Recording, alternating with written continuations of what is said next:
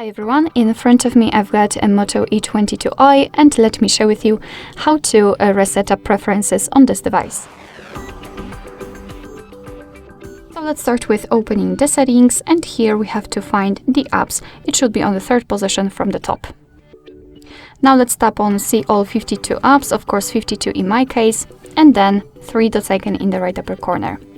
Now let's tap on Reset Up Preferences, and here your device is informing you what it will actually reset, so among others, disabled apps and default applications for actions and any permission restrictions.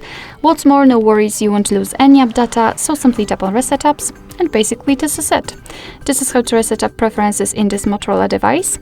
Thank you so much for watching. I hope that this video was helpful, and if it was, please hit the subscribe button and leave the thumbs up.